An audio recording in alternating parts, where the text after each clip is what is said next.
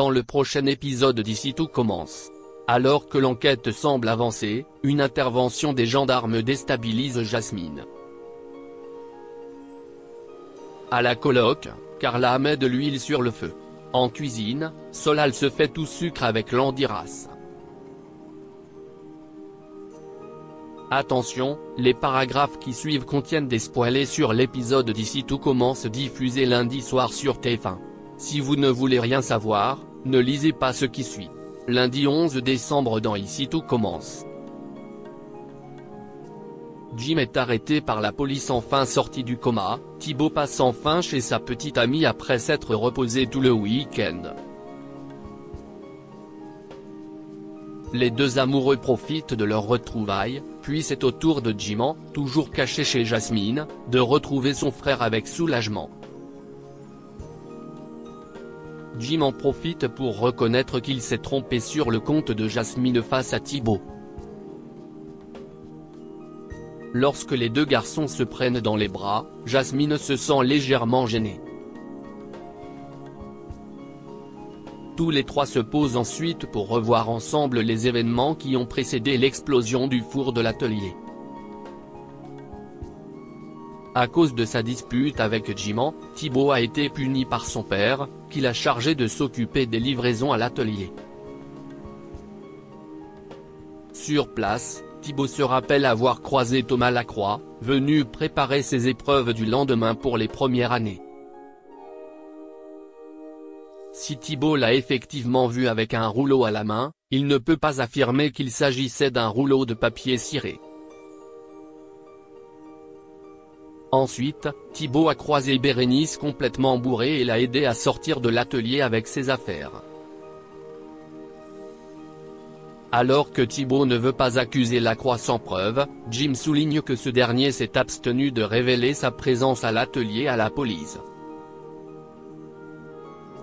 Preuve pour lui qu'il est coupable. À l'institut, Kelly interroge Jasmine sur ses retrouvailles avec Thibaut.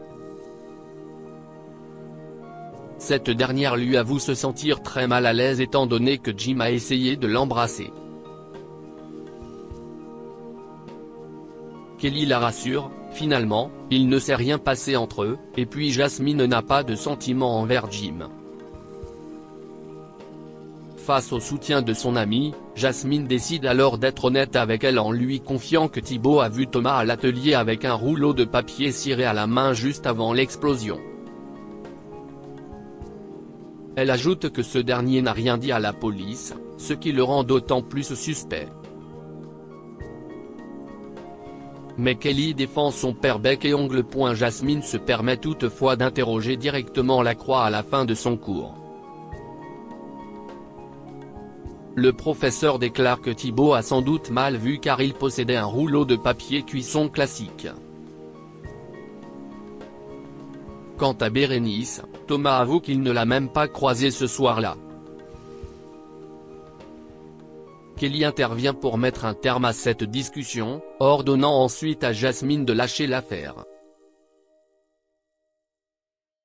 Pendant ce temps, Tessier prend des nouvelles des fils Leroy auprès de Marc. Il se demande notamment où se cache Jim. Marc révèle que son aîné risque 3 ans de prison pour désertion, mais qu'il pourra s'en sortir grâce à ses circonstances atténuantes. Marc n'hésite pas à confier à son meilleur ami qu'Iris, la mère de ses fils, a recontacté Jim il y a 6 mois, et tout ce qui s'ensuit. Malheureusement, Jim refuse de se rendre à la police. Tessier conseille alors à Marc de trouver quelqu'un qui puisse raisonner Jim. De retour chez elle, Jasmine raconte à Jim l'avancée de leur enquête. Ce dernier lui reproche d'avoir mis Kelly dans la confidence. Étant donné que Lacroix a nié être impliqué dans l'explosion, Jim veut aller lui mettre un coup de pression pour le faire avouer.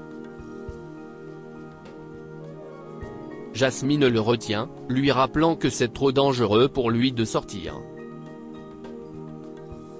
Après avoir fait croire à Jasmine qu'il ne ferait rien, Jim sort de chez elle pour confronter Lacroix devant les portes de l'institut.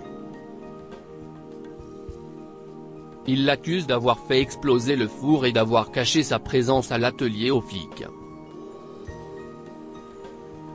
Bien que Jim le plaque contre sa voiture en lui hurlant dessus, Thomas garde son calme et nie en bloc. Jim rentre ensuite chez Jasmine, qui l'attendait avec inquiétude. Jim reconnaît qu'il aurait dû l'écouter car la Croix n'a rien avoué. Jasmine considère que c'est le bon moment pour que Jim aille se rendre à la police. Ce dernier accepte d'y aller dès le lendemain. Au même moment, le capitaine de la gendarmerie frappe à la porte. Les policiers procèdent à l'arrestation de Jim qui coopère. Carla joue les divas à la coloc des Marais. Carla a bien pris ses marques, ayant récupéré l'ancienne chambre de Ambre. Pendant le petit déjeuner, la jeune femme annonce qu'elle ne pourra pas assurer la corvée des courses en raison de sa grossesse. Gaëtan accepte d'y aller à sa place. En contrepartie, Carla doit donc préparer le dîner. Or, celle-ci a déjà des plans pour la soirée avec Bérénice. Anaïs et Deva n'en reviennent pas. Seul Livio se montre indulgent. Dans le parc de l'Institut, Carla et Livio discutent ensemble lorsqu'Anaïs les rejoint pour leur demander s'ils n'ont pas vu le chocolat qu'elle avait spécifiquement gardé dans son placard pour le module de la chef Armand. Carla avoue avoir mangé toute la tablette. Si Anaïs lui en veut, Livio défend la première année, qui soutient avoir besoin de magnésium pour son bébé. Plus tard, Anaïs se plaint du comportement de diva de Carla auprès des autres colocataires. La plupart sont d'accord avec elle, mais ils sont aussi prêts à laisser encore une chance à la jeune fille de s'intégrer à la colocation. Livio souligne que si Anaïs insiste pour virer Carla, elle devra l'annoncer elle-même à Rose, c'est-à-dire à la mère biologique de Carla. Autant dire que ça sera difficile. En cours, Carla confie à Bérénice qu'elle compte se servir de sa grossesse, puis de son statut de mère célibataire pour régner en vraie princesse à la coloc. Elle a bien conscience que personne n'osera la virer, donc autant en profiter. Solal face à un dilemme dans le parc de l'Institut, Lionel retrouve Solal. Ce dernier est toujours aussi motivé par son programme de remise en forme, à tel point qu'il a décidé d'éradiquer le sucre de son alimentation. Lionel est admiratif. Toutefois, il se demande comment son ami va pouvoir éviter de goûter aux préparations de pâtisserie pendant les cours de Landiras. Effectivement, pendant le cours de Landiras, Solal se retrouve face à un dilemme. Lorsque le professeur goûte son cheesecake, il constate qu'il manque de sucre. Il tient à faire goûter la recette originale à Solal pour que ce dernier se rende compte de la différence. Solal prétend alors qu'il déteste la crème de marron. Landiras lui demande de se forcer un peu, pour la bonne cause. Solal goûte une petite portion du cheesecake de son professeur, puis la recrache discrètement dans son torchon. L'ayant remarqué, Landiras est interloqué. Plus tard, Landiras interpelle Solal dans le parc de l'Institut afin d'essayer de comprendre sa réaction. Solal affirme qu'il a simplement horreur de la crème de marron, mais qu'il raffole de tous les autres genres de desserts.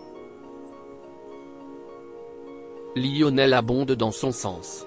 Landiras s'avoue rassuré car il pensait que son élève avait un problème avec le sucre, alors qu'il comptait justement le prendre comme second pour réaliser la bûche de Noël de l'Institut. Solal n'a pas d'autre choix que d'accepter.